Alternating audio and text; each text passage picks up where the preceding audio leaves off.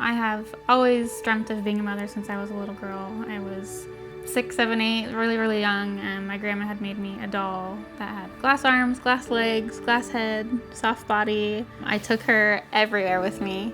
I would think to myself, okay, I am 12 years old, and so many years I'm allowed to date, and I will get a boyfriend, and we'll get married, and then we'll have a baby finally, and I can be a mom. And I remember asking Mason the day after our wedding if we could have a baby. I was a little intimidated when she asked me, but when I saw it was so close to Sarah's heart and it was truly her heart's desire, I finally caved. Since January of 2012, it has been a journey. When we found out that we were infertile, we turned to IVF, and Sarah wasn't feeling well from all of the medication and all the transferring, and she actually had to go to the emergency room in the middle of the night on her birthday. I don't know, maybe it was 1 a.m. The nurse came in and said, "You're pregnant." I was staring at the pregnancy test that the nurse gave us, couldn't believe it. I took a picture, I adjusted the contrast and tried to make sure that it was actually true, that we were actually pregnant. And like all of those times when I was younger was like flashing through my mind, like, the countdown has ended, it's here. We had a birthday party at my parents' house, and everybody bought us baby stuff. Baby clothes, bibs, socks, a little teddy bear. And everyone was so excited and so supportive, and they've been waiting just as long as we have. And then I got really sick from complications through IVF. I remember sitting in the doctor's office with the doctor. He did the ultrasound and looked and was very quiet. And he said the heartbeat had slowed and he hadn't grown. He should have looked like a little gummy bear, and he didn't. And I remember like laying my face in my hands and just crying. Miscarriage really kicked us down a couple times. IVF was really hard. It was a roller coaster of emotion. We had 5 embryos lost over 4 transfers.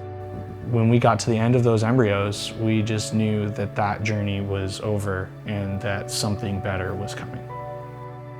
After we found out that we miscarried, we filmed, and that was one of the hardest things we ever did. We actually made a point and a promise to our community that we were going to be open and honest and not censor. We wanted to just keep people posted, but eventually this community of support grew around us, and we were able to encourage other people and bring hope to people going through the same situation. Once we posted that video, our YouTube community just came around us like crazy and was so supportive, and it was so encouraging to us. We went down to California for Thanksgiving of 2016, and one of the plans down there was to meet some of our YouTube friends, Phil and Alex. They have adopted 2 girls, so we were super excited to meet them. We were in our heads, we're kind of dabbling with adoption, like, Mason's super for it, and I'm like, I don't know. Meeting them at their church and getting to hold their baby was a very confirming moment for me.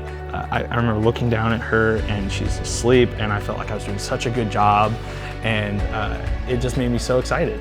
And I could see from the corner of my eye, he would, look down at her and smile and then, kind of bounce her, like totally being a dad. And in my mind, I'm thinking like, oh my word, this could totally be us.